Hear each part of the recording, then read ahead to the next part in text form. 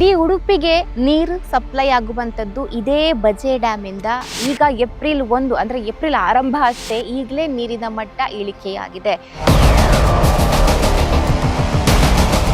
February ತಿಂಗಳಿಂದಲೇ ಉಡುಪಿಯ ಆಸುಪಾಸಿನ ಊರುಗಳಿಗೆ tanker ಮೂಲಕ ನೀರನ್ನು ಸಪ್ಲೈ ಮಾಡ್ತಾ ಇದ್ದಾರೆ. ದಿನ ಹೋದಂತೆ ನೀರಿನ ಮಟ್ಟ ಇಳಿಕೆ ಆಗ್ತಾ ಹೋಗ್ತಾ ಇದೆ. ಇನ್ನೇನು ಮಕ್ಕಳಿಗೆ ಎಕ್ಸಾಮ್ ಎಲ್ಲ ಮುಗ್ದೋಗುತ್ತೆ.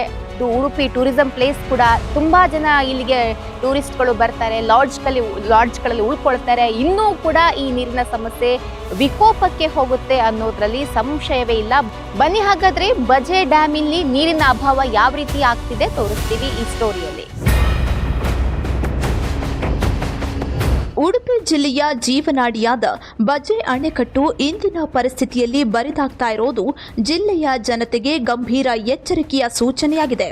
ವರ್ಷಗಳಿಂದ ಉಡುಪಿ ಜನರ ದಾಹ ನೀಗಿಸ್ತಾ ಇದ್ದ ಈ ಅಣೆಕಟ್ಟು ಈಗ ನೀರಿನ ಮಟ್ಟ ಕುಸಿತದಿಂದ ಸಂಕಷ್ಟಕ್ಕೆ ಸಿಲುಕಿದೆ.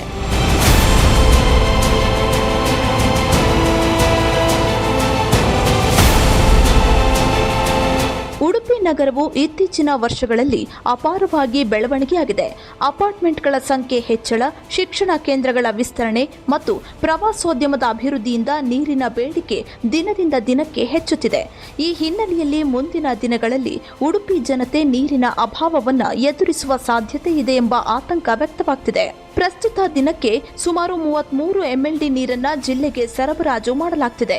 ಜೊತೆಗೆ ವರಾಹಿ ಅಣೆಕಟ್ಟಿನಿಂದ ಕೂಡ ಮಣಿಪಾಲ್ ಮತ್ತು ಉಡುಪಿ ಭಾಗಗಳಿಗೆ ನೀರನ್ನ ಹರಿಸಲಾಗ್ತಿದೆ. ಆದರೂ ಬೇಡಿಕೆಯ ಪ್ರಮಾಣ ಹೆಚ್ಚುತ್ತಿರೋದ್ರಿಂದ ಈ ಪೂರೈಕೆ ಸಾಕಾಗ್ತಾ ಇಲ್ಲ. ಹಿಂದಿನ ವರ್ಷಗಳಲ್ಲಿ ಬೇಸಿಗೆ ಕಾಲದಲ್ಲಿ ನೀರಿನ ರೇಷನಿಂಗ್ ವ್ಯವಸ್ಥೆ ಜಾರಿಯಲ್ಲಿತ್ತು. 2 ಅಥವಾ 3 ದಿನಗಳಿಗೊಮ್ಮೆ ಮಾತ್ರ ನೀರನ್ನ ಬಿಡಲಾಗ್ತಿತ್ತು. ಆದರೆ ಈ ಬಾರಿ ಇಂತಹ ನಿಯಂತ್ರಣ ಕ್ರಮಗಳು ಇನ್ನೂ ಜಾರಿಯಾಗದಿದ್ರೂ ಬೇಸಿಗೆಯ ಅಂತ್ಯದ ವೇಳೆಗೆ ಪರಿಸ್ಥಿತಿ ಗಂಭೀರವಾಗುವ ಸಾಧ್ಯತೆ ಇದೆ. ಇದರ ಜೊತೆಗೆ ಉಡುಪಿ ಪ್ರವಾಸೋದ್ಯಮದ ಪ್ರಮುಖ ಕೇಂದ್ರವಾಗಿರೋದ್ರಿಂದ ಪ್ರವಾಸಿಗರ ಸಂಖ್ಯೆ ಹೆಚ್ಚುತ್ತಿದೆ. ಇದರಿಂದ ಲಾಡ್ಜ್ಗಳು ಮತ್ತು ಹೋಟೆಲ್ಗಳು ಕೂಡ ನೀರಿನ ಕೊರತೆಯನ್ನ ಎದುರಿಸ್ತಾ ಇವೆ. ಇದು ಸ್ಥಳೀಯ ಜನತೆಗೆ ಮತ್ತಷ್ಟು ಒತ್ತಡವನ್ನು ಉಂಟು ಮಾಡ್ತಿದೆ.